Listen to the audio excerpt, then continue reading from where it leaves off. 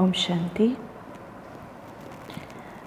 राजयोगा शिविर के आज के इस 6th डे के सेशन में आप सबका बहुत बहुत स्वागत है।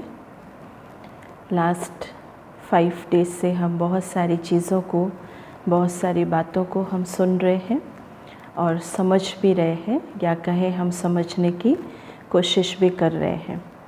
और कल का जैसे विशेष सेशन था world drama cycle, the secret of world drama cycle. मुझे लगता है जो वर्ल्ड ड्रामा साइकिल है, जो सृष्टि चक्र है, जो 4 युग को लेकर के जो सृष्टि चक्र बनी हुई है, जिस हिसाब से हम सभी चल रहे हैं, उसके बारे में भी क्लियर आपको समझ में आ गया होगा।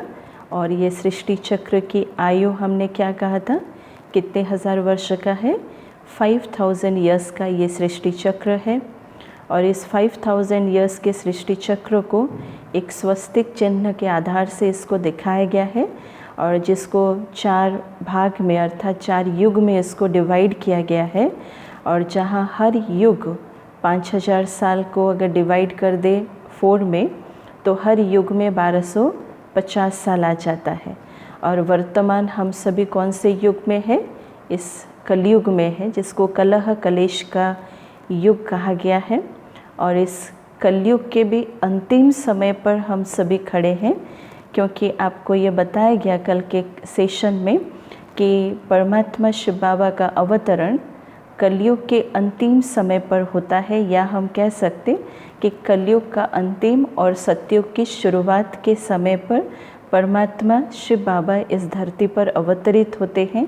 और वो भी कम से कम सिर्फ और सिर्फ 100 साल का समय लेकर के वो आए हुए रहते हैं, जिसमें से कितने साल ऑलरेडी कंप्लीट हो चुके हैं?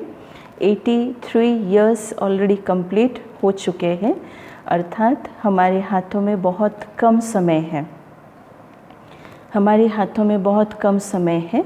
और बाबा किस लिए आए हैं? एक परिवर्तन के लिए बाबा को इस धरती पर आना पड़ा, विश्व परिवर्तन के लिए बाबा को इस धरती पर आना पड़ा, जिसमें स्व परिवर्तन बहुत निश्चित है, ये कहा था।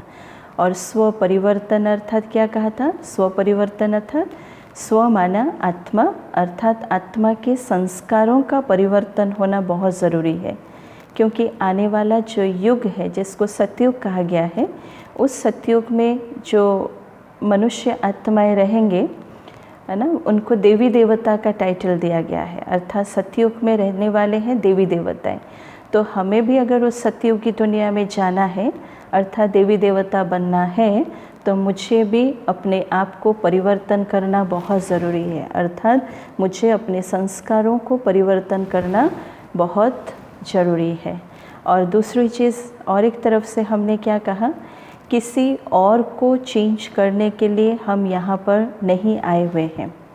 किसी और को चेंज करना ये हमारे हाथ में नहीं है, जो कि आज दिन तक हम बहुत कोशिश करते आए। हम बहुत कोशिश करते आए औरों को चेंज करने के लिए, लेकिन बाबा ने हमें ये कहा कि हम किसी और को चेंज नहीं कर सकते, it's not possible. And the easiest वे क्या है? मैं खुद अपने आप को परिवर्तन कर दूं, तो बाकी सारे भी मुझे देख कर के अपने आप आज नहीं तो कल वो परिवर्तन हो ही जाएंगे। अच्छा, इस सृष्टि रूपी चक्र में और एक बहुत सुंदर सी बातों का डिस्कशंस हो रहा था, कुछ कर्मों के ऊपर भी डिस्कशंस हो रहा था, जो कल हमने डिस्कशंस किया था कर्मों के ऊपर भी, है ना। बचपन से लेकर के देखो, हम 2 मान्यताओं को, या कहें हम 2 बिलीफ सिस्टम को लेकर के चलते आ रहे हैं बचपन से। अब पहली बिलीफ सिस्टम क्या है कि जो कुछ भी हो रहा है वो भगवान करा रहा है। ये एक बिलीफ सिस्टम, जो कुछ भी हो रहा है वो भगवान करा रहा है। दूसरा बिलीफ सिस्टम ये है कि जैसा कर्म वैसा उसके कॉन्सिक्वेंसेस, अर्थात जैसा कर्म वैसा उसका फल। तो बचपन से हम ये 2 बिलीफ सिस्टम को हम अपने साथ लेते हुए चल रहे हैं। अब पहला जो बिलीफ सिस्टम को पहला हम लेते हैं, जो हमने कहा कि जो कुछ भी हो रहा है वो परमात्मा करा रहे हैं। क्या ये सही है? जो कुछ भी हो रहा है वो परमात्मा करा रहे हैं। हम कहते हैं ना कि ये भी हुआ, पत्ता भी हिला तो हम कहते हैं कि भगवान कराया, बारिश भी हुआ तो हम कहते हैं कि हाँ भगवान करा रहे हैं, बारिश ना भी हुआ तो हम कहते हैं कि नहीं भगवान की कृपा नहीं हुई, कोई काम हुआ तो हम फिर कहते हैं कि ये भगवान ने करा दिया, कोई काम नहीं हुआ तो भी फिर हम कहते हैं कि भगवान ने नहीं कराया। तो कौन सी बात, एक तरफ अगर हम मान लीजिए परमात्मा को हम रखते हैं, ठीक है, एक तरफ हम परमात्मा को रखते हैं और दूसरी तरफ जो हम एक बिलीफ सिस्टम को लेकर के चल रहे हैं कि जो कुछ भी हो रहा है वो परमात्मा करा रहे हैं, अर्थात यहाँ पर इस जगह पर सपोज़ मान लीजिए परमात्मा है, यहाँ पर हम हैं, राइट। अब ये जो बिलीफ सिस्टम, जो कुछ भी हो रहा है वो भगवान करा रहे हैं, तो अर्थात जो कुछ भी हो रहा है अब सारी रिस्पॉन्सिबिलिटी किसके ऊपर हो गया, सारी रिस्पॉन्सिबिलिटी अब किसके ऊपर हो गया, परमात्मा के ऊपर हो गया, क्योंकि हमने कहा कि जो कुछ भी हो रहा है ये भगवान करा रहे हैं, अर्थात उसमें मेरी और रिस्पॉन्सिबिलिटी कुछ भी नहीं है। कुछ है मेरी और रिस्पॉन्सिबिलिटी? जब मैंने कह दिया कि सब कुछ भगवान करा रहा है तो सारी रिस्पॉन्सिबिलिटी किसकी हो गई, सारी रिस्पॉन्सिबिलिटी परमात्मा की हो गई। अब मेरी रिस्पॉन्सिबिलिटी कुछ नहीं हुआ। अब हम ये कहें कि जैसा कर्म वैसा फल, है ना, दूसरी जो बिलीफ सिस्टम जो हमने पकड़ के जो हम चल रहे हैं कि जैसा कर्म वैसा ही उसकी कॉन्सिक्वेंसेस, वैसा उसका फल, तो उस जगह पर सारी रिस्पॉन्सिबिलिटी किसके ऊपर आ जाता है, अब भगवान के ऊपर आता है क्या, सारी रिस्पॉन्सिबिलिटी खुद के ऊपर आ जाता है, सब कुछ खुद के ऊपर आ जाता है। अब जो कुछ भी होगा कौन करेगा, जैसा कर्म वैसा फल, अब जो कुछ भी होगा कौन करेगा, खुद करेंगे। समझ में है ना। एक तरफ देखो ये दोनों चीज़ें कितनी कॉन्ट्राडिक्टरी है। आप देखो, एक तरफ हमने कह दिया कि जो कुछ भी हो रहा है भगवान करा रहा है तो सारी रिस्पॉन्सिबिलिटी उसकी हो जाती है। अगर परमात्मा सब कुछ करा रहा है तो सब कुछ कैसा होना चाहिए इस दुनिया में फिर? अगर भगवान सब कुछ करा रहा है तो सब कुछ इस दुनिया में कैसा होना चाहिए? इन ए सिंगल वर्ड में अगर हम कहें तो कैसा होना चाहिए? सब कुछ परफेक्ट होना चाहिए। अगर परमात्मा सब कुछ करा रहे हैं तो ये दुनिया में जो कुछ भी हो रहा है सब कुछ परफेक्ट होना चाहिए, सब कुछ परफेक्ट होना चाहिए, ठीक है। अगर हम कहते हैं कि जैसा कर्म वैसा फल, तो दूसरी तरफ से सारी रिस्पॉन्सिबिलिटी किसके ऊपर आ जाती है? हमारे खुद के ऊपर आ जाती है, हमारे खुद के ऊपर आ जाती है। लेकिन अभी इन दोनों बातों में से सत्य बात कौन सी है? इन दोनों बातों में से अब सत्य बात कौन सी है? जो कुछ भी हो रहा है ये भगवान करा रहा है। फॉर एग्ज़ाम्पल जैसे अभी 6 महीने से ये कोरोना का जो सिलसिला चल रहा है, तो अभी हम ये कहेंगे कि ये भगवान करा रहा है, ये हम कहेंगे ये भगवान करा रहा है, हाँ या ना? जो कहते हैं हाँ जरा हाथ उठा ले। जो कुछ भी हो रहा है क्या ये भगवान करा रहा है? 6 महीने से ये जो कोरोना का जो सिलसिला चल रहा है तो हम इसको देख करके कहेंगे ये भगवान करा रहा है? हाँ, नहीं। समझ में? क्योंकि भगवान अगर कराता तो सब कुछ कैसा कराता? सब कुछ द बेस्ट होता, सब कुछ परफेक्ट होता, सब कुछ परफेक्ट होता। समझ में? सपोज़ मान लीजिए आप किसी परिवार में गए हो और उस परिवार में, उनके परिवार के अंदर उनके यंग बेटा, परिवार का जो सबसे बड़ा बेटा पूरा यंग है ना, वो शरीर छोड़ा हुआ है, और उस जगह पर जाकर के हम खड़े हुए और हम परिवार वालों को अगर बोलें कि जो कुछ भी हुआ है भगवान ने कराया है इसलिए अच्छा हुआ है, तो कैसा रहेगा? तो कैसा रहेगा? अच्छा रहेगा? कैसा वो सोचेंगे? कैसा सोचेंगे? सोचो, उस परिवार के अंदर गए जहाँ पर उनका बड़ा बेटा जो है वो शरीर छोड़े हैं, जो कि यंग एज में हैं, और उस जगह पर जाकर के हम जाके उनको बोल दिए कि जो कुछ भी हो रहा है भगवान करा रहे हैं तो अच्छा हुआ है, तो कैसा लगेगा उनको? वो कभी भी हमारे साथ आगे के लिए और बोल व्यवहार में आएंगे? वो कभी भी नहीं आएंगे, वो कभी भी नहीं आएंगे। कहने का भावार्थ क्या है कि बचपन से लेकर के हम जो ये बिलीफ सिस्टम को लेकर के चल रहे हैं कि जो कुछ भी हो रहा है वो परमात्मा करा रहे हैं, ये सबसे गलत बिलीफ सिस्टम को हम लेकर के चल रहे हैं, गलत बिलीफ सिस्टम को लेकर के चल रहे हैं, राइट। अब बात आती है, आप देखो, जैसे हमने क्या कहा कि हम सभी आत्माएं परम धाम से नीचे आए हैं अपना रोल प्ले करने के लिए। कल भी डिस्कशंस हुआ था, हम सभी अपना अपना रोल प्ले करने के लिए हम ऊपर से नीचे आए हैं। और आत्मा ऊपर से नीचे क्यों आई है? क्योंकि आत्मा के अंदर ही कर्म करने का संस्कार है। फर्स्ट डे का कोर्स को आप याद करो, आत्मा के अंदर मन, बुद्धि और संस्कार, ये आत्मा की 3 फैकल्टीज़ हैं, ये आत्मा की 3 शक्तियाँ हैं, मन, बुद्धि और संस्कार, ठीक है। तो आत्मा को ही ऊपर से नीचे आना पड़ता है अपना कर्म करने के लिए। लेकिन नीचे आकर के ट्रेजेडी क्या हुई, जब हम आत्माएं ऊपर से नीचे आए हुए थे तब हम सभी आत्माएं अपनी पूरे प्योर स्टेज में थे, या दूसरे शब्दों में अगर कहा जाए, हम आत्मा अपनी सतो प्रधान स्टेज में थे, पूरे प्योर कंप्लीट स्टेज में थे। कोई दुख नहीं था, कोई अशांति नहीं थी, कोई चिंता नहीं थी, कोई परेशानियां नहीं थी, कोई वाइसेस नहीं था, कुछ भी नहीं था। इस आत्मा के ऊपर कुछ भी वाइसेस की कोई लहर भी नहीं थी। लेकिन धीरे धीरे रोल प्ले करते करते, अर्थात ये आत्मा एक कॉस्ट्यूम में आई, अपना रोल प्ले की, फिर ये कॉस्ट्यूम को छोड़ी, फिर दूसरे कॉस्ट्यूम में आई, फिर तीसरे कॉस्ट्यूम में आई, फिर धीरे धीरे करके जैसे जैसे चेंज होती गई, अर्थात ये आत्मा पूरी अपनी एनर्जी को यूज़ करती गई, तो उसकी एनर्जी धीरे धीरे कम होता गया। आत्मा की एनर्जी कर्म व्यवहार में आने से उसकी एनर्जी कम होता गया। फॉर एग्ज़ाम्पल, जैसे हम अपना मोबाइल फ़ोन यूज़ करते हैं, आप सवेरे उठ कर के, हम सभी देखो नॉर्मल है ये, हम सवेरे उठ कर के पहले हम अपने मोबाइल को रिचार्ज करते हैं, राइट और रॉन्ग? राइट। सभी हम अपने मोबाइल फ़ोन को सारे दिन भर में एक बार सवेरे तो रिचार्ज करते हैं, फुल चार्ज करते हैं, फुल चार्ज 100%। अब वो पर्सन टू पर्सन अभी डिफ़र करता है कि कौन सा पर्सन उस मोबाइल की यूज़ जो है, मोबाइल का यूज़ कौन कैसा कर रहा है।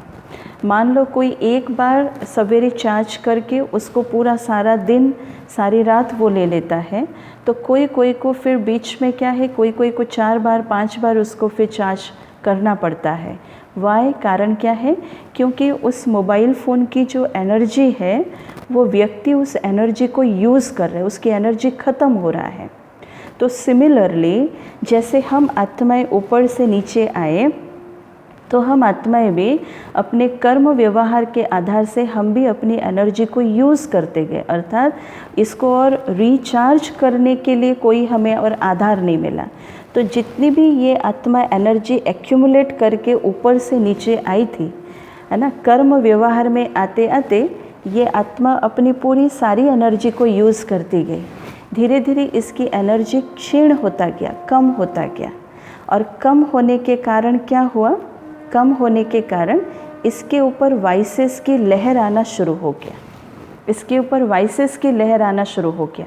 फॉर एग्ज़ाम्पल, जैसे मान लीजिए कोई व्यक्ति के अंदर अगर इम्यूनिटी पावर कम है, तो तुरंत उसको वायरस अटैक करता है, नहीं अटैक करता है? कोई व्यक्ति के अंदर अगर इम्यूनिटी पावर कम है, आप देखना तुरंत उसको पहले वायरस अटैक करता है, तुरंत उसको सर्दी, तुरंत उसको बुखार। हमारे घर पे हमारे 3 बच्चे होंगे, लेकिन 3 बच्चों में से जो एक बच्चा है, उसको जैसे ही थोड़ा सा सीज़न में चेंजेस आएगा, उसको तुरंत सर्दी, बुखार, ज़ुकाम ये सारा पकड़ लेता है। एंड अगर उस समय डॉक्टर के पास अगर हम जाते हैं, तो हम अगर डॉक्टर को पूछते हैं कि डॉक्टर, मेरे 3 बच्चों में से 2 बच्चे तो बहुत तंदुरुस्त रहते हैं, लेकिन मेरा एक जो ये बच्चा है, तुरंत थोड़ा सा मौसम में चेंज आया, बाहरी मौसम में चेंज आया, तो ये तुरंत अफेक्टेड हो जाता है, तुरंत उसको सर्दी, ज़ुकाम, बुखार लग जाता है। तो डॉक्टर भी उस समय क्या कहते हैं, इनकी इम्यूनिटी पावर बहुत कम है।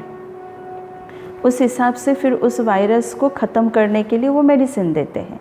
तो वैसे ही हम आत्माएं भी है ना, जो पावर को, जो शक्तियों को हम एक्यूमुलेट करके आए थे, धीरे धीरे इन शक्तियों को, एनर्जी को यूज़ करते करते ये आत्मा भी क्षीण होती गई, है ना। और जैसे जैसे ये क्षीण होती गई और समय परिवर्तन होता गया, तो समय के हिसाब से जो वाइसेस की लहर आया, वाइसेस काम, क्रोध, लोभ, मोह, ईर्ष्या, द्वेष, नफरत, घृणा, चिड़चिड़ापन, भय, आलस, अलबेलापन, ये सारी चीज़ें धीरे धीरे इस आत्मा के ऊपर, है ना, वार करना शुरू हुआ। अर्थात ये आत्मा धीरे धीरे इम्प्योर बनना शुरू हुई, धीरे धीरे इम्प्योर बनना शुरू हुई।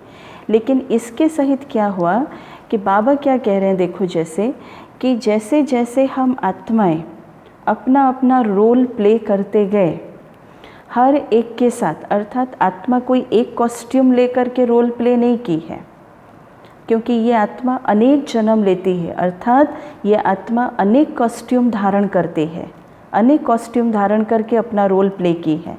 तो जितना कॉस्ट्यूम ये धारण करके ये अपना रोल प्ले की है, तो उतनों के साथ इसका एक अकाउंट्स का खाता, एक कार्मिक अकाउंट का खाता इसका जुड़ा हुआ है, है ना। जितने परिवार में गई होगी, जितने लोगों के संबंध संपर्क में, जितने जन्मों में आई होगी, तो हर एक के साथ इस आत्मा का एक कार्मिक अकाउंट का खाता इसका जुड़ा हुआ है। अब बाबा क्या कहते कि बच्चे, अभी हम कलयुग के अंतिम चरण पर हम सभी खड़े हैं, अंतिम चरण पर खड़े हैं। अब हमारी रिटर्न जर्नी का समय आ गया है, अब हम सबकी रिटर्न जर्नी का समय आ गया है। अब इस रिटर्न जर्नी का समय जब आ गया है, तो अब हमारी जो जिम्मेवारी क्या है, हमारी रिस्पॉन्सिबिलिटी क्या है कि मेरा जिसके साथ भी कार्मिक अकाउंट मेरा बना है, इस कार्मिक अकाउंट को जब तक ये आत्मा चुक्त नहीं कर देती, जब तक ये पूरा कंप्लीट नहीं कर देती, तब तक इस आत्मा को भी जाना, है ना, इस आत्मा को अपनी रिटर्न जर्नी करना भी बहुत मुश्किल है, बहुत मुश्किल है। अब हमें ये तो पता नहीं है कि किसके साथ कौन से जन्म में हमारे कार्मिक अकाउंट जुड़े हुए हैं, कार्मिक अकाउंट जुड़े हुए हैं, क्योंकि कर्मों का खाता बड़ा गुह्य है, कर्मों की गति बहुत गुह्य है। और जब तक इस कर्मों की गति को जब तक हम सही रीति से नहीं पहचान लेंगे ना, तब तक हमें पता भी नहीं चलेगा किसके साथ हमारा कार्मिक अकाउंट जुड़ रहा है, किसके साथ हमारा ये कार्मिक अकाउंट चुक्त हो रहा है, हमें पता भी नहीं चलेगा, क्योंकि हम सबको कार्मिक अकाउंट चुक्त करके जाना ही है। और इसी दौरान फिर देखो क्या होता है, परिवार के अंदर कई चीज़ों में, कई मामलों में, है ना, छोटा मोटा लड़ाई झगड़ा भी क्या रहता है। जैसे माता पिता भी क्या कहते कि हमने अपनी पूरी पूंजी, हमने अपनी पूरी कमाई हम अपने बच्चों के पीछे लगा दिए, और उसमें से देखो तो एक बच्चा बहुत अच्छा निकलता है, तो दूसरा तो माता पिता को पूछते भी नहीं है। तो उस जगह पर फिर माता पिता भी क्या कहते हैं, यही कार्मिक अकाउंट की बात क्या करते कि क्या पता कि पिछले जन्मों में हमने इनके साथ क्या किया था, है ना, जिसके वजह से आज हमें ये दिन फिर देखना पड़ रहा है, जिनके लिए हमने अपनी पूरी पूंजी, हमने अपनी पूरी कमाई लगा दी, हमने सब कुछ अपना स्वाहा कर दिया, आज यही हमें नहीं पूछ रहे हैं। इसमें भी कार्मिक अकाउंट की बात आ जाती है। तो कई बार और क्या होता है, आप देखना परिवार के अंदर जैसे पेरेंट्स के साथ बच्चों का बनता भी नहीं है, या किसी का किसी के साथ बनता भी नहीं है, किसी का भी, इन एनी रिलेशनशिप ले लो, है ना। उस जगह पर भी हम क्या कहते कि कोई ना कोई जन्म में इनके साथ हमारा कर्म क्या था कि क्या पता, इस जन्म में तो इनके साथ हमने आज तक भी एक दिन भी बुरा व्यवहार भी नहीं किया, लेकिन ये हमारे साथ ऐसे व्यवहार क्यों दिखा रहे हैं। तो उस बात को भी लेकर के बहुत परेशान होते हैं कई बार परिवार वाले। उसमें भी कार्मिक अकाउंट की बात आ जाती है, क्योंकि हमने क्या सोचा कि हम ये दो बच्चों के जन्मदाता हैं, हम इनके माता पिता हैं, लेकिन नॉलेज के हिसाब से वर्तमान अगर देखें तो इस शरीर के जन्मदाता भले हम दो होंगे, लेकिन आत्मा के नाते से, राइट, आत्मा के नाते से इन दो आत्माएं अलग अलग स्थानों से, ये दो आत्माएं आए हैं। अपने अपने कर्मों का भाग्य को लेकर के ये दो आत्माएं आए हुए हैं। समझ में आया?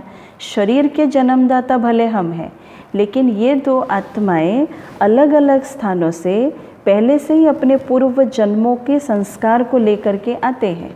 आपको संस्कार के बारे में भी आपको बता दिया है कि आत्मा जब एक दूसरे कॉस्ट्यूम में आती है तो कितना वो अपने साथ अपने संस्कारों को लेकर के आती है, एंड उसमें उसका एक ज़बरदस्त संस्कार, एक पावरफुल संस्कार उसके साथ रहता है, उसके पूर्व जन्मों का संस्कार रहता है, पूर्व जन्मों का संस्कार। इसलिए देखो हम क्या कहते हैं, ये सारे अपने अपने भाग्य को लेकर के आए हुए हैं, तो हम क्या कर सकते हैं। आप बच्चे भी देखो, आपके घर पे अगर बच्चे बदमाशी भी करते हैं, शैतानी भी करते हैं, तो आप उनको कितना दूर तक समझा सकते हो। ज़्यादा से ज़्यादा बहुत बोल करके, बहुत 1 घंटा की 2 घंटा बहुत प्यार से समझाओगे, उससे ज़्यादा आप क्या करोगे बच्चों को, कुछ तो कर तो नहीं सकोगे। और कई बार बहुत बार बोलने के बाद भी जब कोई बच्चा सुनता नहीं है, समझता नहीं है, चाहे छोटे हो या चाहे बड़े हो, तब फिर परिवार वाले क्या कह देते, इनकी तकदीर के ऊपर छोड़ते हैं, ये इनका भाग्य है, कहते हैं ना कि ये इनका भाग्य है ना। इसलिए भाग्य को भी कहाँ दिखाया गया है, भाग्य को भी इस मस्तिष्क के बीच में दिखाया गया, यहाँ भाग्य की लकीर को यहाँ दिखाया गया, क्योंकि यहाँ ये जगह है आत्मा की जगह। तो आत्मा भी अपने कर्मों का भाग्य को वो लेकर के आई हुई है, अपने पूर्व जन्मों के भी वो कार्मिक अकाउंट को वो आत्मा लेकर के आई हुई है। कोई देखना जन्मते ही आप देखना कोई बच्चे बहुत बीमार रहते हैं, हमेशा बीमार, घड़ी घड़ी बीमार रहते हैं। तो वो चीज़ क्या है, वो चीज़ क्या है। अब अगर हम ये बात पर अगर रह जाएं, कौन सी बात पर अगर रह जाएं कि जो करता है, जो कुछ भी हो रहा है वो भगवान करा रहा है। अब इतने छोटा सा बच्चा, 6-7 महीने का बच्चा, जन्मते ही वो घड़ी घड़ी बीमार हो रहा है, तो क्या ये भगवान करा रहा है उसके लिए? लगता है क्या ये भगवान करा रहा है? कभी भी हो सकता है। आप मान लीजिए आप 2 बच्चों के पेरेंट्स हैं, ठीक है, आप 2 बच्चों के माता पिता हैं, और आपको अगर बोला जाए कि आप अपने बच्चों का भाग्य को लिखो, आप कैसे लिखोगे अपने बच्चों के भाग्य को? उस सर्टिफिकेट में क्या लिखोगे? बहुत सारे डिजीज़ हो जाए ऐसे लिखोगे कभी? ऐसे कभी लिखोगे? नहीं लिखोगे। डिवोर्स हो जाए इनको, ऐसे कभी लिखोगे बच्चों के भाग्य में?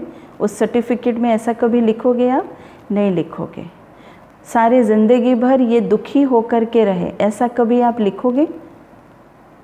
ऐसा कभी लिखोगे? ये भी आप नहीं लिखोगे। आप क्या लिखोगे? द बेस्ट लिखोगे।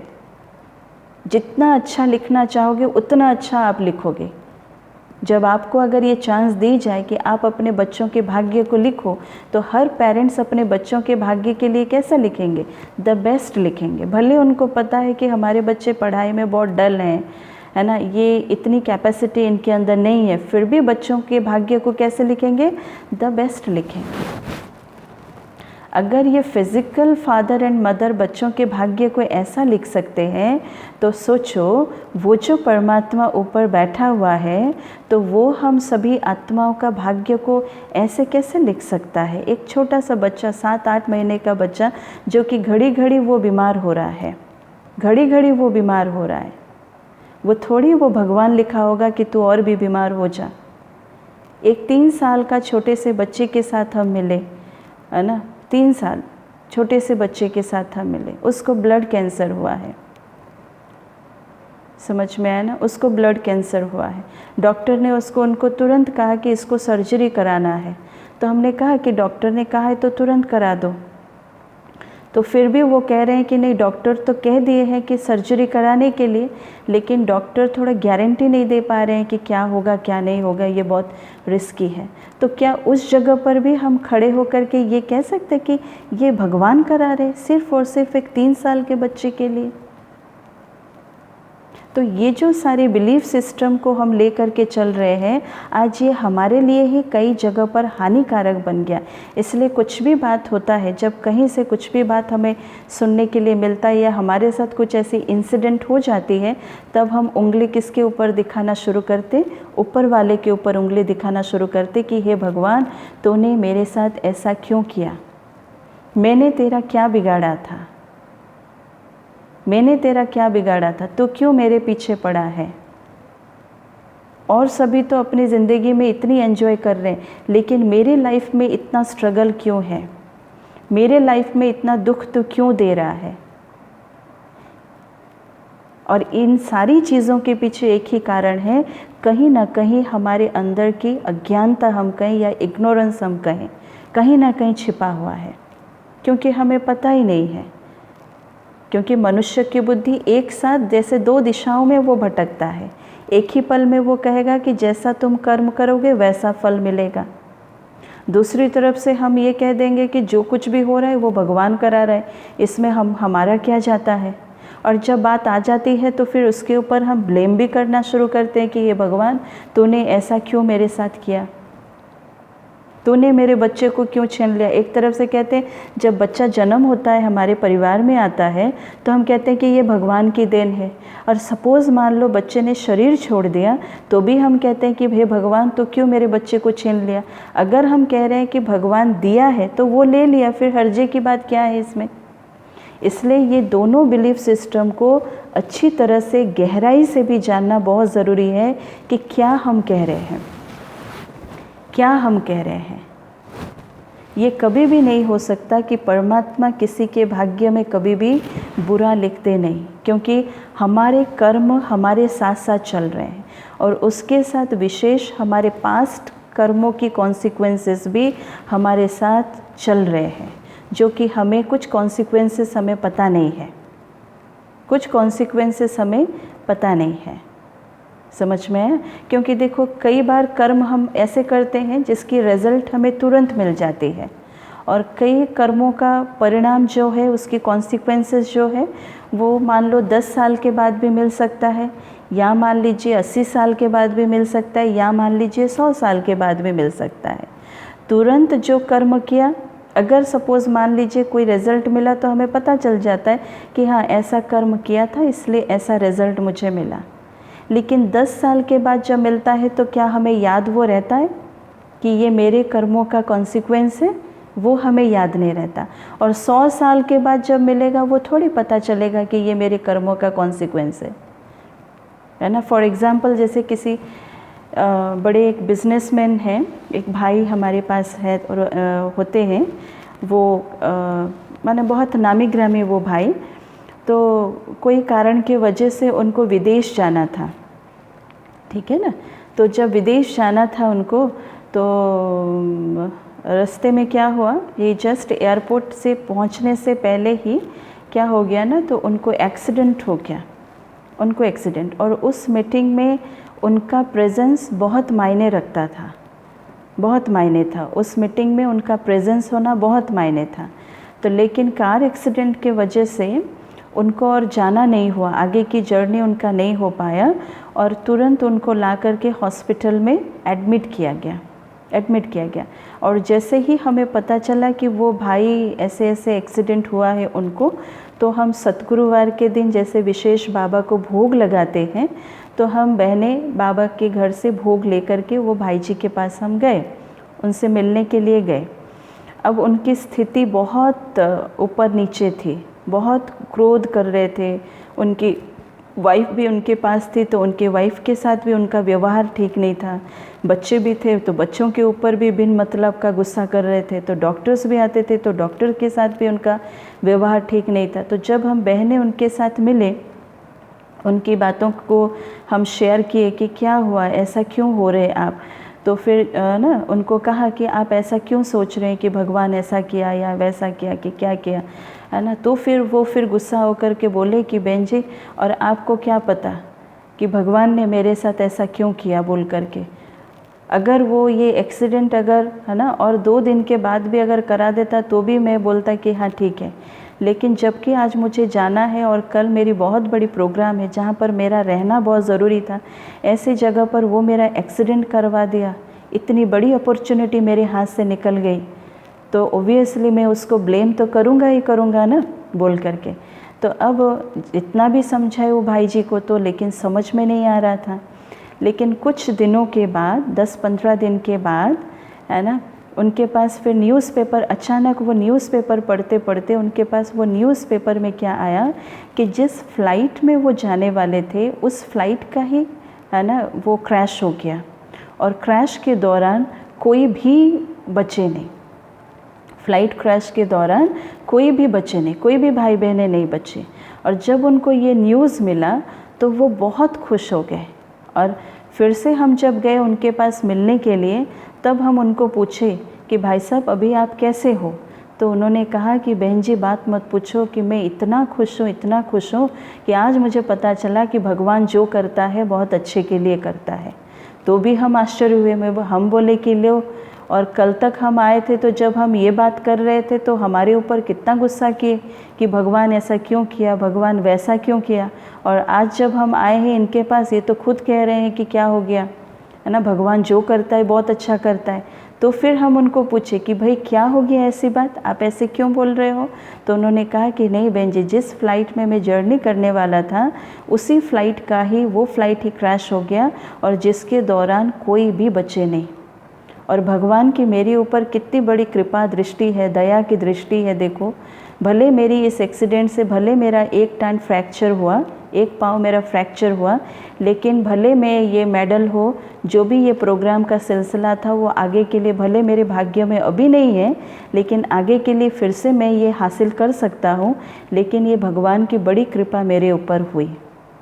तो सोचो कि जब बिलीफ सिस्टम जब हमारे अंदर खुद के अंदर क्लियर नहीं है तो कई जगह पर हम खड़े होकर के उंगली डायरेक्ट उसके तरफ उठाना शुरू कर देते कि हे भगवान तूने मेरे साथ ऐसा क्यों किया।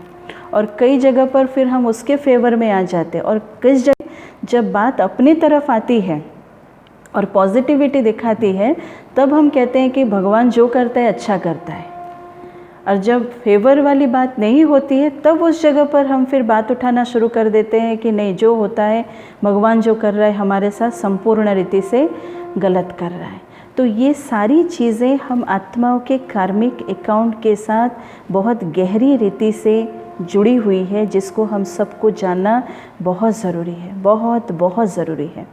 क्योंकि हम जिस परिवार में हैं, जिस फैमिली में हैं, या जिस ऑफिस में हम सभी काम कर रहे हैं, है ना, जिस प्रोफेशनल लाइफ में हम जुड़े हुए हैं, या जिन लोगों के साथ भी हम जुड़े हुए हैं, रोज़ आए दिन जो भी बातें हमारे सामने आती है, इन सभी बातों के पीछे कोई ना कोई कार्मिक अकाउंट बसा हुआ है, कोई ना कोई कार्मिक अकाउंट है, जिसको समझने के लिए भी विशाल बुद्धि की ज़रूरत है। बहुत सूक्ष्म बुद्धि की भी ज़रूरत है, बहुत सूक्ष्म बुद्धि की ज़रूरत है। फॉर एग्ज़ाम्पल आप देखो, मान के चलो परिवार के अंदर कई बार बहुत लड़ाई झगड़ा वाला भी वातावरण होता है, जैसे मैंने पहले भी कहा, है ना। लेकिन वो व्यक्ति हमें ही क्यों बार बार, हमारे ऊपर ही क्यों बार बार वार कर रहे हैं, हमें ही बार बार क्यों वो कह रहे हैं, क्या रीज़न है, हमें वो बार बार क्यों कह रहे हैं? क्योंकि कहीं ना कहीं ना पिछले जन्मों में कहीं ना कहीं हमारी तरफ से भी उनके लिए कोई बातें हमने कही होगी, वो नेगेटिव एनर्जी हमारे से कहीं ना कहीं उनके तरफ वो गई होगी। तो आज वो कार्मिक अकाउंट जब चुक्त होगा तो नेगेटिव एनर्जी अगर हमने उनको लास्ट जन्म में अगर दिया है, तो इस जन्म में उस आत्मा के तरफ से कोई ना कोई नेगेटिव एनर्जी हमारे पास आएगी। क्योंकि कोई भी बात होता है ना, तो वो बात ऐसे ही नहीं बनता है, ऐसे ही नहीं बनता। हर बातों के पीछे कोई ना कोई कारण है, हर बातों के पीछे। फॉर एग्ज़ाम्पल परिवार के अंदर देखो, नॉर्मली हस्बैंड वाइफ के बीच में भी जब कोई बातों को लेकर के तू मैं या आर्ग्यूमेंट होता है, तो उस समय भी हम क्या कहते हैं कि अगर मेरी जगह अगर और कोई होता तो ये परिवार छोड़ करके ही चला जाता, मेरी जगह अगर और कोई होता तो इस परिवार को कभी मुंह मोड़ करके देखता भी नहीं। लेकिन फिर भी हम उस परिवार में बैठे हैं, क्यों? इसके पीछे क्या रीज़न है, क्या कारण है, इसके पीछे क्या कारण है। भले हम कह रहे हैं कि मेरी जगह अगर और कोई होता तो ये परिवार को देखता भी नहीं, ये परिवार को तो छोड़ करके ही चला जाता, लेकिन फिर भी हम वहाँ पर हैं। क्यों ना, उन आत्माओं के साथ मुझ आत्मा का कहीं ना कहीं कार्मिक अकाउंट जुड़ा हुआ है जो कि कंप्लीट नहीं हुआ है, कंप्लीट नहीं हुआ है, कहीं ना कहीं जुड़ा हुआ है। इसलिए इस कार्मिक अकाउंट को जब हम सही रीति से समझ जाएं तो परिवार में भी हमें रहना बहुत इजी हो जाएगा, एक दूसरे के साथ, परिवार में भी एक दूसरे के साथ रहना इजी हो जाएगा। चाहे कोई भी रिलेशनशिप लो, चाहे सास बहू को कुछ बोल रही है, बहू सास को कुछ बोल रहे हैं, पेरेंट्स चिल्ड्रन को कुछ बोल रहे हैं, या बच्चे माता पिता को कुछ बोल रहे हैं, भाई बहन को, बहन भाई को, हस्बैंड वाइफ को, वाइफ कुछ भी हो, बातें ऐसे ही नहीं आ रहा है जैसे हम कह देते हैं। हम कहते हैं कि हम तो बोलते रहते, लेकिन फिर हम चुप हो जाते हैं, भले वो समझ में आया या नहीं समझ में, लेकिन बातें ऐसे नहीं हैं, नहीं है।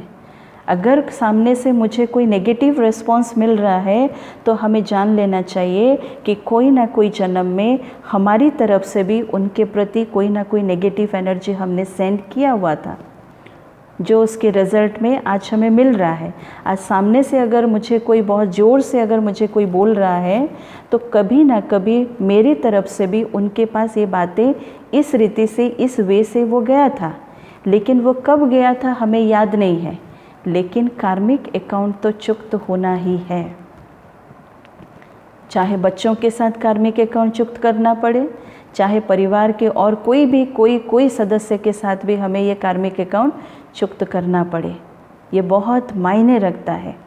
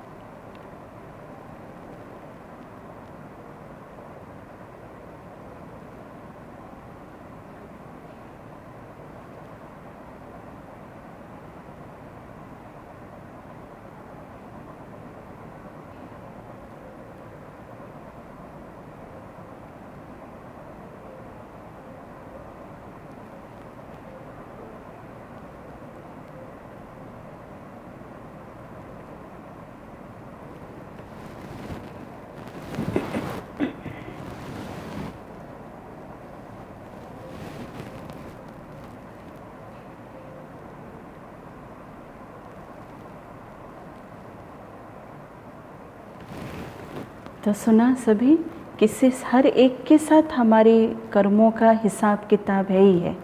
हम भले ये बोल सकते कि ये मेरे बच्चे हैं, मेरी बातें नहीं सुन रहे हैं, जितना भी बोलो इनको ये समझने की कोशिश भी नहीं कर रहे हैं, उसके पीछे कहीं ना कहीं ये सारी चीज़ें कार्मिक अकाउंट जुड़ा हुआ है, राइट। अब चीज़ ये आती है, देखो कि जब कोई ऐसी बात आती है ना, सपोज़ मान लीजिए बहुत सारे लोग इकट्ठे बैठे हुए हैं और सबके बीच में कोई मुझे बहुत इंसल्ट फील करा करके मुझे कुछ कह रहे हैं, इंसल्ट फील करा करके मुझे कुछ कह रहे हैं, तो उस जगह पर मुझे क्या करना है। मान लीजिए बहुत सारे लोग मेरे सामने बैठे हुए हैं और मुझे बहुत अनाप शनाप बहुत कुछ बोलते जा रहे हैं, बहुत कुछ बोलते जा रहे हैं, तो उस जगह पर मुझे कैसा रिस्पॉन्स देना है, मुझे कैसा रिस्पॉन्स देना है, कैसा रिस्पॉन्स देना है, कौन कह सकते? शिशिर भाई। मान लीजिए मेरे सामने बहुत सारे लोग हैं और मुझे बहुत कुछ इधर उधर की बातें, मुझे बहुत सारा सब कुछ बोलते जा रहे हैं, और उस जगह पर मुझे कैसा रिस्पॉन्स देना है? सौम्य रंजन भाई, क्या रिस्पॉन्स देंगे हम उस समय, क्या करेंगे उस समय? गुस्सा आएगा। और कैसा रिस्पॉन्स देंगे? शिशिर भाई, या कुछ भी रिस्पॉन्स नहीं देंगे? हाँ, एक एक करके।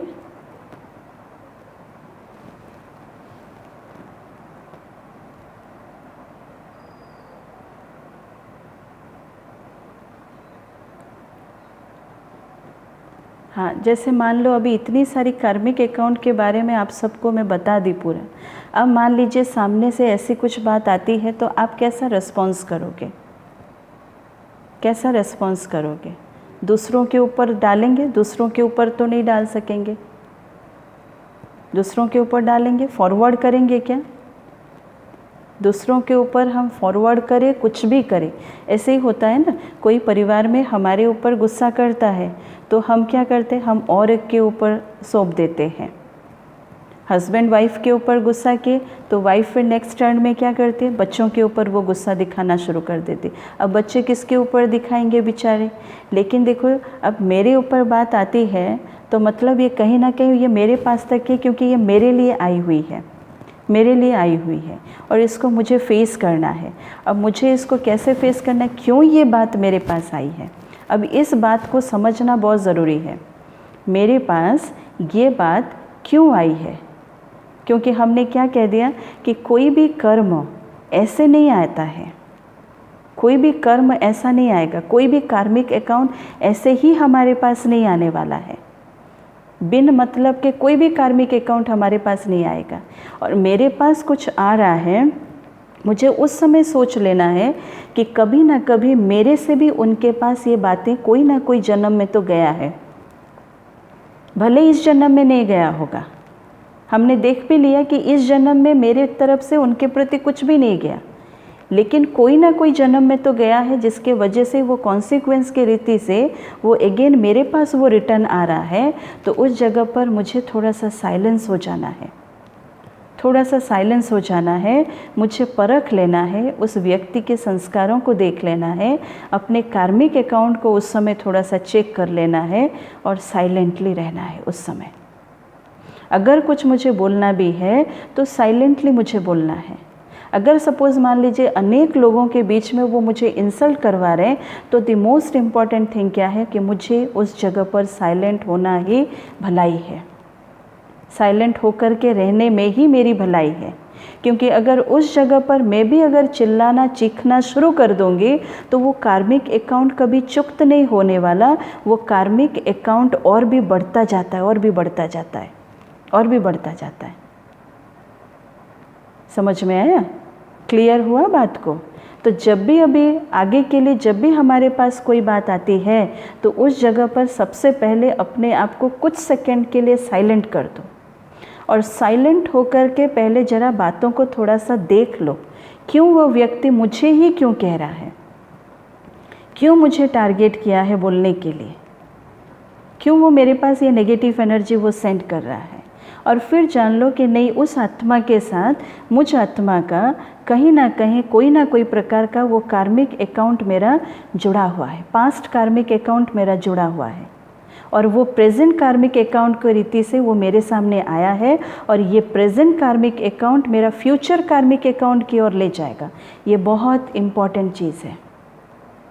इसलिए प्रेजेंट कार्मिक अकाउंट को क्लीन करना बहुत ज़रूरी है। और क्लीन करने का तरीका है, ऐसे नहीं कि उल्टा किसी को जवाब दे दो, उल्टा किसी को उत्तर दे दो तो हो गया मेरा कार्मिक अकाउंट चुक्त हो जाएगा, नहीं, बल्कि कार्मिक अकाउंट और भी बढ़ता जाएगा इन फ्यूचर। फिर उसको हमें फेस करना पड़ेगा। तो इन फ्यूचर हम अपनी रास्ता को क्लियर करना है मुझे, और वर्तमान प्रेजेंट कार्मिक अकाउंट को भी बहुत हल्का ले करके मुझे चलना है। इसलिए प्रेजेंट कार्मिक अकाउंट को भी मुझे रोज़ इसकी सफाई करना भी बहुत ज़रूरी है। अपने चित्त से भी देखना है। जब संकल्प भी हम चलाते हैं, जब संकल्प भी हम चलाते हैं तो उसमें भी देखना है कि जिस व्यक्ति के प्रति, जिस आत्मा के प्रति भी हम संकल्प चला रहे हैं तो वो किस प्रकार का संकल्प है।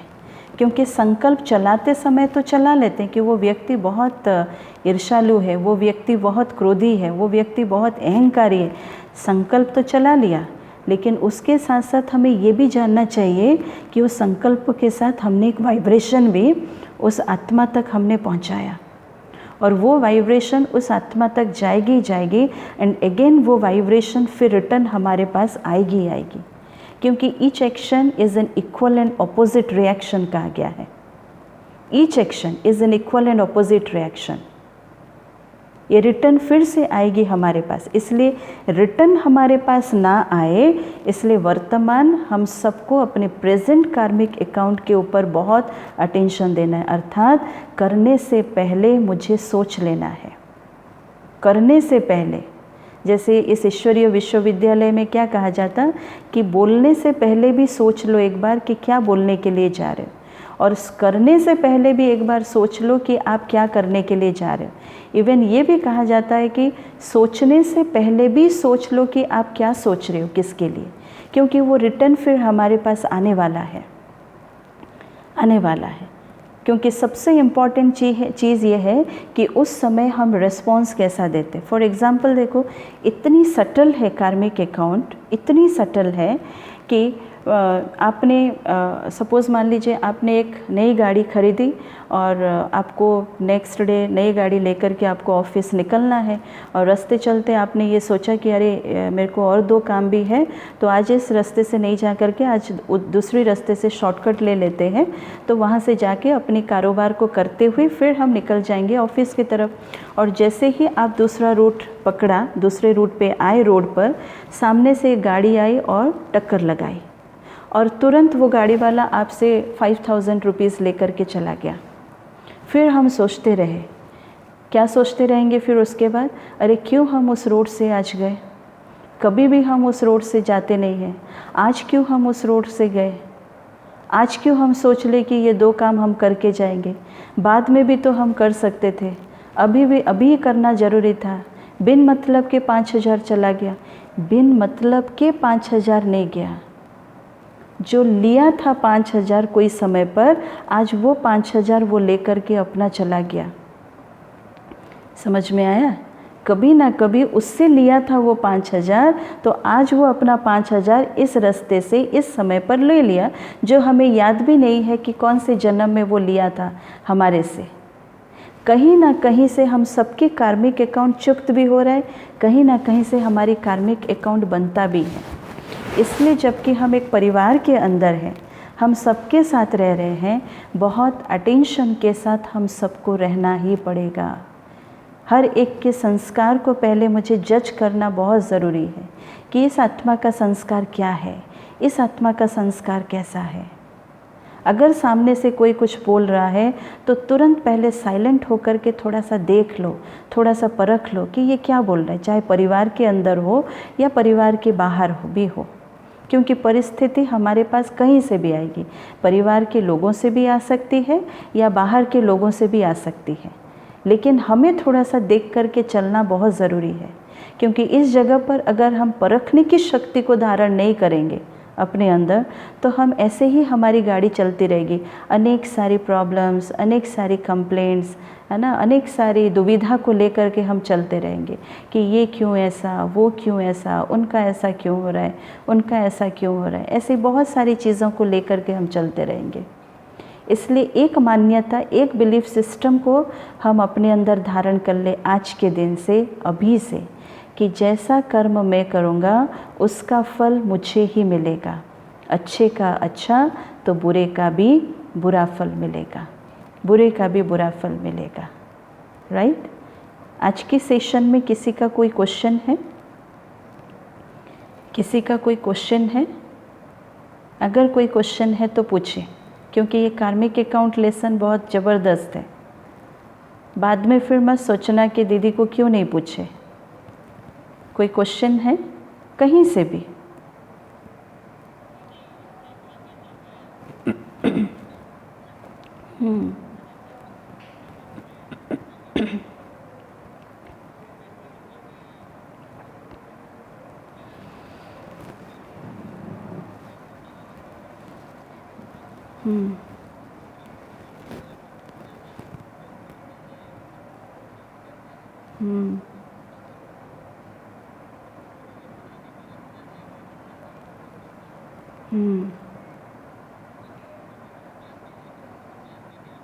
जी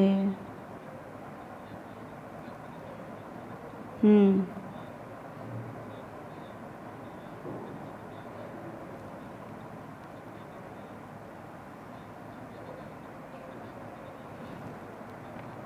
हम्म देखो, आपका नाम क्या है भाई साहब? अच्छा अच्छा, विकास भाई, हाँ हाँ हाँ। देखो, सबसे इम्पॉर्टेंट चीज़ क्या होता है ना भाई साहब, कि जिसके साथ भी मनमुटाव हो रहा है, ठीक है, आप पहले वो कारण को देखो। कोई भी हो, हम में से भी हो, ये बात हमारे ऊपर भी लागू होता है। किसी के साथ भी मनमुटाव हो, चाहे हस्बैंड का वाइफ के साथ हो, या माता पिता के साथ हो, बच्चों के साथ भी हो, किसी के साथ भी हो, है ना। और हम ये जान भी रहे हैं कि मुझे ये परिवार के साथ रहना भी है, तो मतलब ये है कि मेरे अंदर एक बहुत बड़ी पॉजिटिविटी ये है कि मैं ये फैमिली को बहुत रिस्पॉन्स भी दे रहा हूँ, ठीक है। पहली ये मेरे अंदर एक क्वालिटी है कि मैं ये फैमिली को बहुत इम्पोर्टेंस दे रहा हूँ, ये फैमिली को मैं बहुत रिस्पॉन्स दे रहा हूँ, तभी तो मैं कह रहा हूँ कि मुझे इस परिवार के अंदर भी तो रहना है। इसलिए जब भी हमारा किसी के साथ मनमुटाव हो, किसी के साथ भी हो, फैमिली के अंदर हो या बाहर हो, एक बार पहले देख लो कि मनमुटाव का कारण क्या है। मनमुटाव का कारण क्या है? अगर लगता है कोई छोटी सी चीज़ है, या लगता है कि ये कारण मेरे तरफ से नहीं है, सामने वाले की तरफ से है, तो हमारा काम क्या है? हमारा काम है सिर्फ समझाना। हमारा काम क्या है? सिर्फ समझाना, राइट। जैसे देखो, माता पिता का काम, बच्चे अगर कुछ करते हैं तो माता पिता पहले उनको नॉलेज देते हैं कि भाई चीज़ ऐसा ऐसा है, फिर उनको सपोर्ट भी करते हैं, फिर उनको रास्ता भी दिखाते हैं, फिर उनका प्यार उन बच्चों के प्रति अनकंडीशनल लव भी रहता है। लेकिन जब प्रॉब्लम फेस करना होता है तो प्रॉब्लम कौन फेस करेगा? बच्चा ही प्रॉब्लम फेस करेगा ना। तो वैसे ही जब कोई बात आती है तो मुझे पहले चीज़ को समझ लेना है कि चीज़ क्या है। अब मेरा, अगर मान लीजिए वाइफ की कोई गलती है, तो उस समय मुझे, है ना, तुरंत उसको नहीं रिस्पॉन्स देना है, तुरंत रिएक्ट भी नहीं करना है, तुरंत कुछ बोलना भी नहीं है। ये बहुत बड़ी चीज़ जान लो। अगर आपको लगे कि वाइफ की कोई गलती नहीं है ना, मेरे माता पिता की गलती है जो मेरे वाइफ को कुछ बोल दिए हैं जो कि वो गलती नहीं की हुई, जो कि नॉर्मली फैमिली में होता ही रहता है आए दिन, तो उस समय आप सिर्फ देख लो क्या हुआ है, लेकिन उस समय आप रिएक्ट नहीं करो। उतनी पेशेंस आपको अपने अंदर रखना ज़रूरी है। हम क्या करते, तुरंत हम रिएक्ट करते हैं, लेकिन उस समय हमें रिएक्ट नहीं करना है, हमें साक्षी होकर के सारी चीज़ को देखना है। और कुछ समय के बाद जो गलती किया हुआ है उसके पास बैठो, चाहे बच्चे हो, चाहे वाइफ हो, चाहे माता पिता हो, उसके पास बैठो, आराम से बैठो और बात को उसको बोलो कि देखो ये चीज़ है, क्योंकि आपके पास सिर्फ यही चीज़ है कि आप उसको समझा सकते हो, आप उसको सपोर्ट कर सकते हो। अगर माता पिता की भी गलती है तो उनके पास भी बैठो, क्योंकि भाई गलती तो गलती ही है ना, चाहे माता पिता हो, चाहे भाई बहन हो, चाहे हस्बैंड वाइफ हो, चाहे बच्चे हो, कोई भी हो, गलती गलती है। और गलती को उस समय सपोर्ट दे दे वो बात नहीं है। गलती हुआ है तो उनकी बातों को आप सपोर्ट दो, माता पिता के नाते से उनको रिस्पेक्ट दो और रिस्पेक्ट के साथ उनको समझाओ, इतना दूर तक आप कर सकते हो। और उसके बाद भी अगर मान लो माजरा सुलझता नहीं है तो जान लीजिए कि इनकी कार्मिक अकाउंट अभी तक है, ये बना भी रहे हैं और इनके पिछले कार्मिक अकाउंट था भी जो उनको चुक्त भी करना है, ये बना भी रहे हैं। और इसके अलावा आप नहीं कुछ कर सकते हो। आप अपने ज्ञान को यूज़ कर लिए, आप उनको सपोर्ट भी किए, आप बहुत अनकंडीशनली होकर के बहुत उनको प्रेम प्यार से भी आपने समझाया, है ना। बाकी समझना उनका दायित्व है, आप नहीं कुछ कर सकते। और लेकिन आप इन माजरे से अपनी बुद्धि को डिटैच रखना, आपको रखना ही पड़ेगा डिटैच, राइट। और कोई है? और कोई सवाल है कार्मिक अकाउंट को लेकर के? स्नेहलता बहन, सपना अग्रवाल, मीना अग्रवाल बहन, कोई भी है बात ऐसा? मुझे तो लगता है कार्मिक अकाउंट को लेकर के बहुत सारी बातें होगी। कुछ है ऐसी बातें कार्मिक अकाउंट को लेकर के?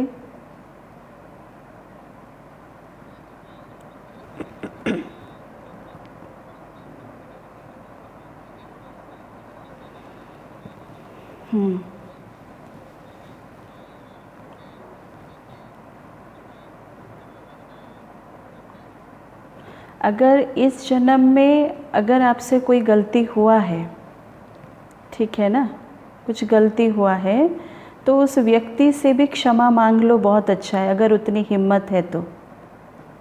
और अगर पिछले जन्म का तो हमें पता ही नहीं है कि हमारे से क्या गलती हुआ है, क्योंकि पिछले जन्म तो याद ही नहीं है कि हमारे साथ क्या हुआ है।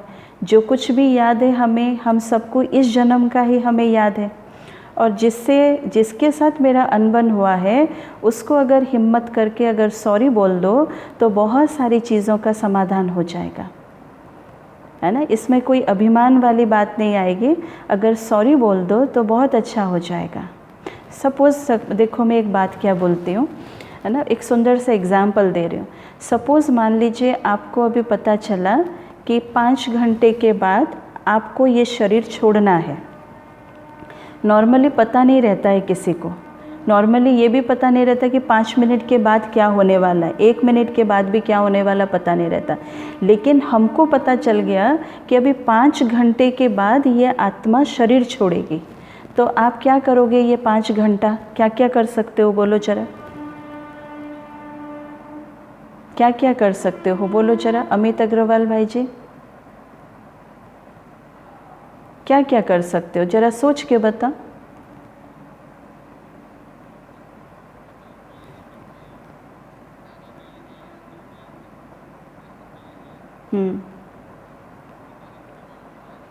हाँ, जिसके साथ आपका अनबन हुआ है उनसे आप सॉरी बोलोगे। और क्या करोगे?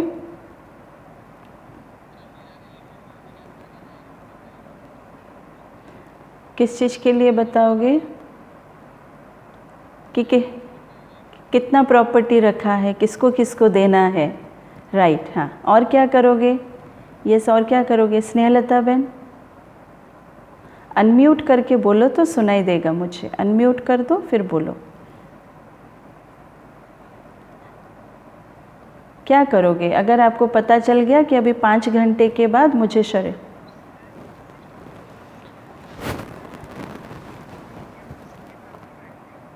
अच्छा, किसी को दुख दिया हो तो सबसे माफ़ी मांग लोगे। ओके ओके, फिर और क्या करोगे? हाँ, राइट। और क्या करोगे अमित अग्रवाल भाई? अमित,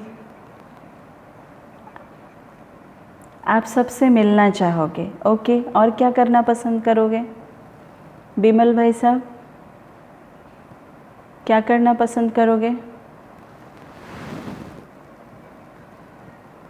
क्या करना पसंद करोगे जब पता चल गया?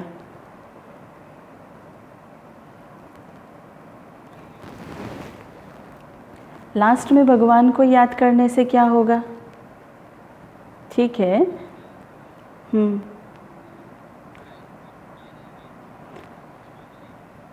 जितने भी गलत कर्म किए, जो गलत कर्म कर लिया था वो तो रजिस्टर में चढ़ गया, वो तो कभी, हाँ, भगवान को याद करने से लास्ट समय पर क्या होगा? अब तो जाना है ना, अब जाना है, मुझे पता चल गया।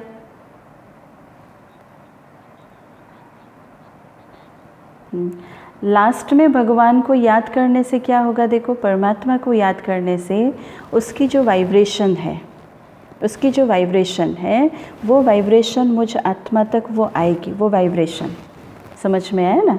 और बाकी जो सारी चीज़ें, वो काम हम सब कुछ करके जाएंगे। हम कितना सुंदर सोच रहे हैं, देखो। अगर हमें पता चला कि अभी 5 घंटे के बाद मुझे शरीर छोड़ना है, तो कितनी सारी चीज़ों को, हर एक के साथ हम बहुत प्रेम प्यार से मिलेंगे।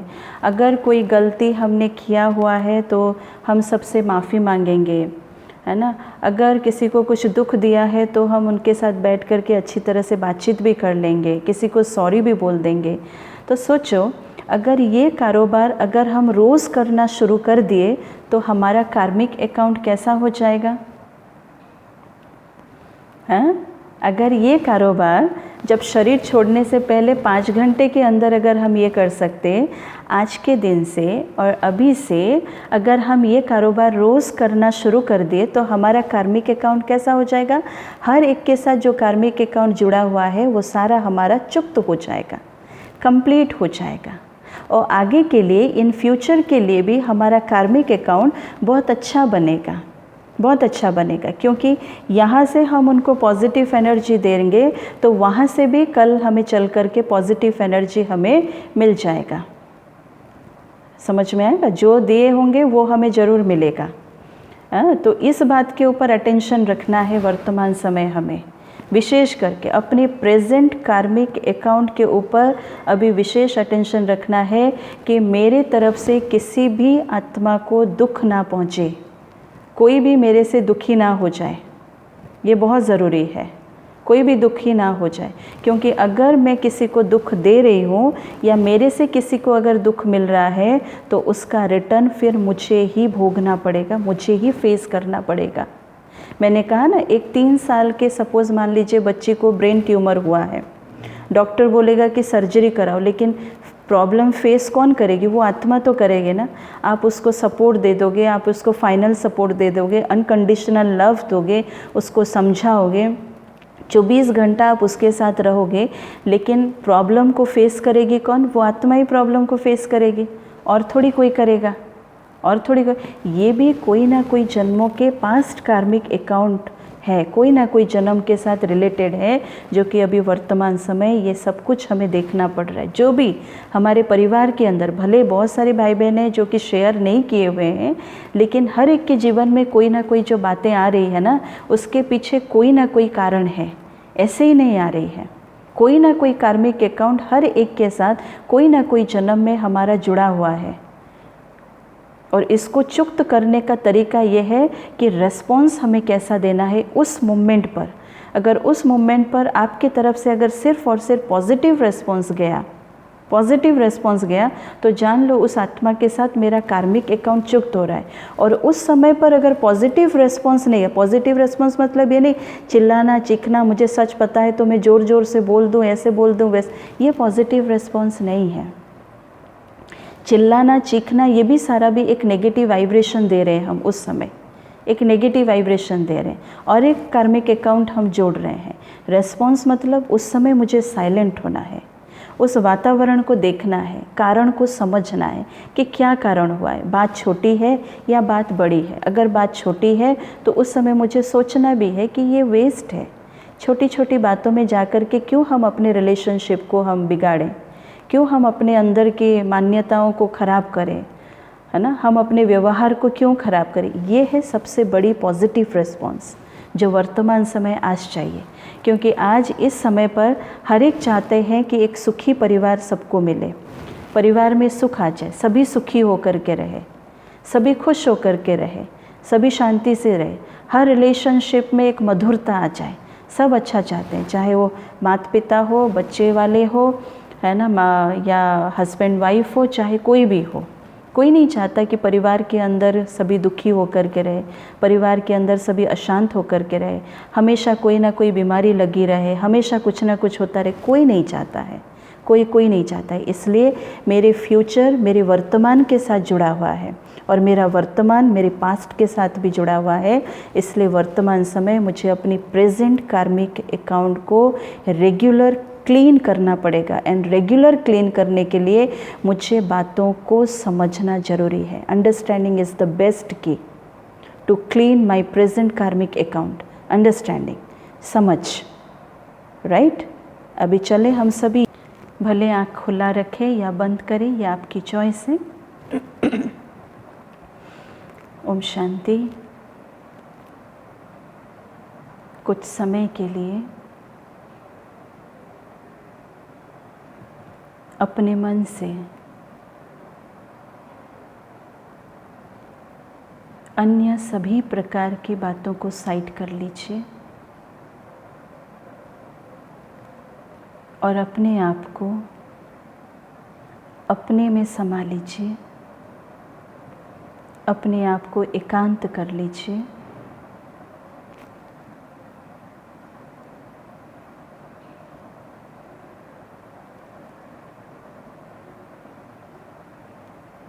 धीरे धीरे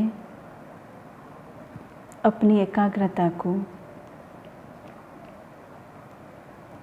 इस शरीर के मस्तक के बीच में एकाग्र कीजिए।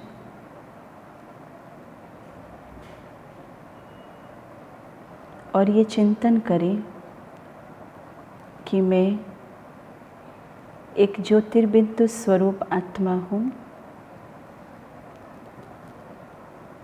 मैं बहुत शीतल हूँ। मैं बहुत शांत हूँ।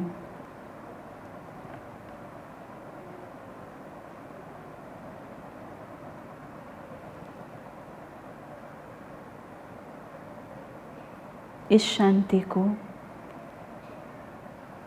कुछ सेकंड के लिए साइलेंस होकर के फील करें।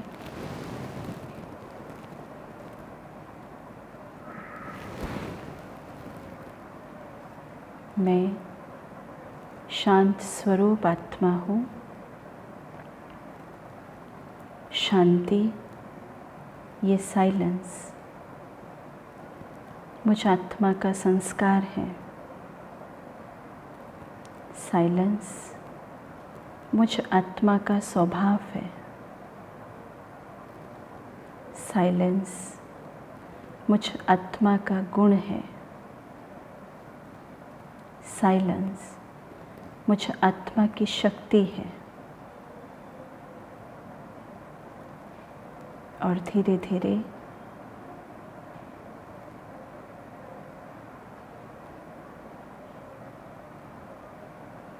अपने सामने अपने पिता शिव बाबा को इमर्ज करें। अति सुंदर ज्योति स्वरूप एक सितारा मिसल चमक रहा है बाबा।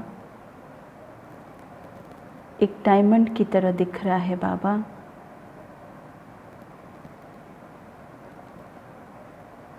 अनंत शक्तियों की किरणें बाबा के पास है। अनंत शांति की शक्ति बाबा के पास है। मैं बाबा के सामने हूँ और बाबा से मेरे तरफ अति शीतल शांति की किरणें आ रही है। और बाबा की उन शांति की किरणों को मैं अपने अंदर महसूस कर रही हूँ।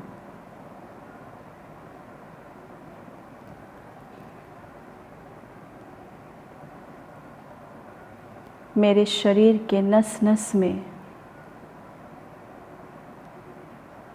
ये शांति की किरणें प्रवाहित हो रहा है।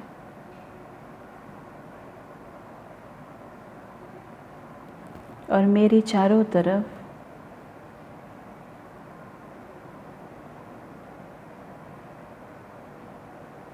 एक शांति की ऑरा फैला हुआ है।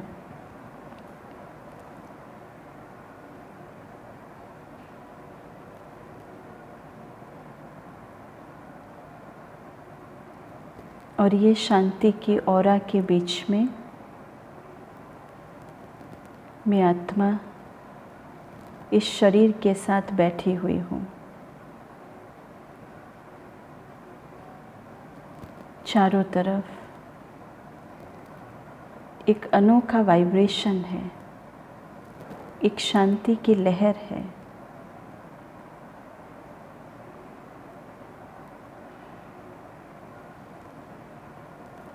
और ये शांति की शक्ति मुझ आत्मा की पूंजी है। और इसी शांति की शक्ति को मैं अपना अस्त्र बनाए मैं अपने सर्व कार्मिक अकाउंट को चुक्त कर सकती हूँ। क्योंकि साइलेंस ही एक ही रास्ता है जो अनेक बातों को ना बोल करके भी सुलझा सकता है।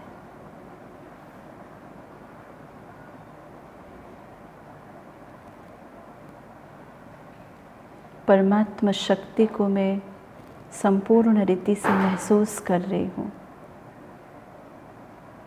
और धीरे धीरे मैं इस शांति की शक्ति को मेरे पूरे परिवार की तरफ फैला रही हूँ।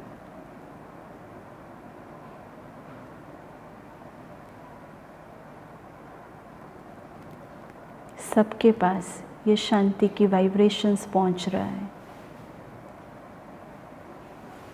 सबकी स्थिति शांत हो रही है।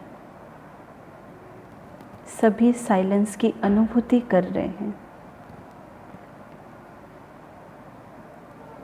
किसी में भी कोई भी प्रकार की हलचल नहीं है।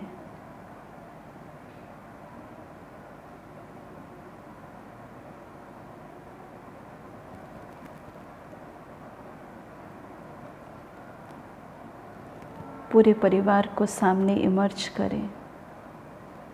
माता पिता, भाई बहन, हस्बैंड, वाइफ, बच्चे, सबको एक बार देखें। सभी ये आत्माएं अपनी शांत स्वरूप स्थिति में स्थित हैं।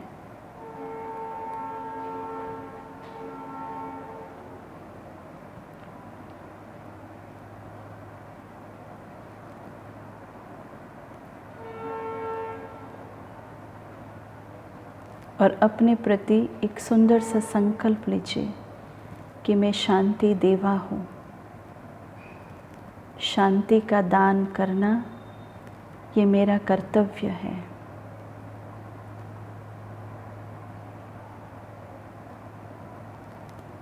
और इसी संकल्पों के साथ धीरे धीरे सभी अपनी आँखों को खोलें। ओम शांति, ओम शांति, ओम शांति।